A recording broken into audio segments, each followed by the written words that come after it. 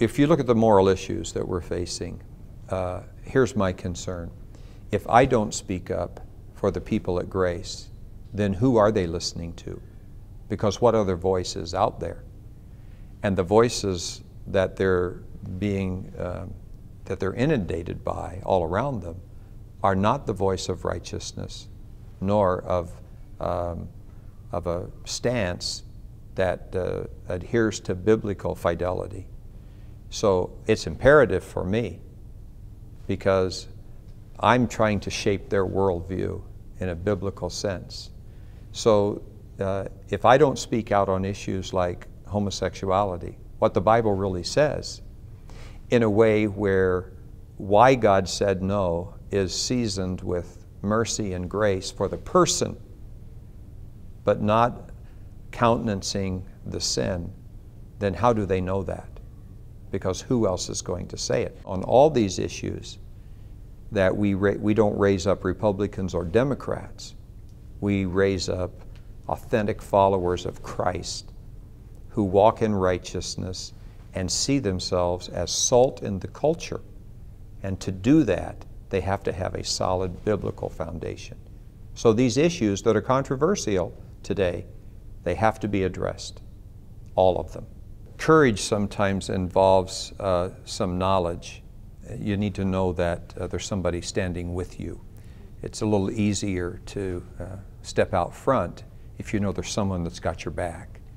And the thing that if all pastors knew of, because in our day there's such legal complexities that pastors are not aware that there is the kind of help they need. And obviously in seminary, regardless of what degree level you're at, the kinds of things that you face today from the groups that want to silence your voice, you're not taught on that.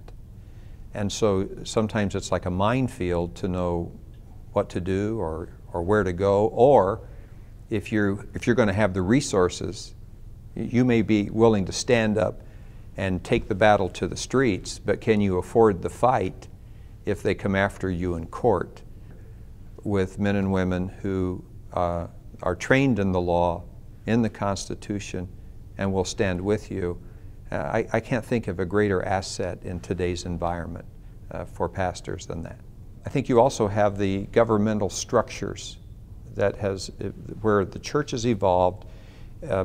Much of the polity centers around the pastor as a leader almost has to get permission to lead, which is the exact opposite of how leadership works.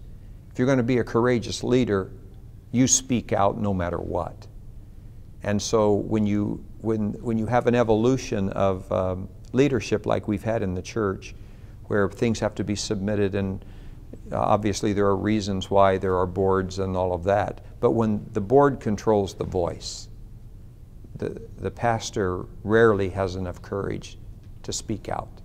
I think the media has been largely responsible for the loss of the image, the pastoral image of respect, because the media paints pastors as some kind of wimp, someone out of touch, mealy-mouthed kind of person who of limited intelligence who doesn't get it. And so we're battling that in the culture. There's always the failure of people in ministry who sow into the disrespect, but you're always going to have some failure. You have it in every profession. So I'm not so sure that that is the larger factor of that. I think if you take the media side and you take what's happened on the church side, the pastor's role in the church, where pastors are less leaders, and they, instead of having a calling, now they have a vocation. You know, if you have a calling, it doesn't matter what you get paid, it doesn't matter what people do to you, it doesn't matter how hard it is, you'll do it because you have a calling, there's a conviction. If you have a vocation, if it's your occupation, then you're concerned about the benefits and all of the things that are relative to that, and if it gets too hard, why, you may or may not do that. Well, when the calling shifts to the vocation and you lose the commitment level that will do anything, this Christian thing, it's a cause. It's not a move, it's not an organization, and it's not just something there in life. This is a cause, and a cause requires leaders who will do whatever it takes to further the cause.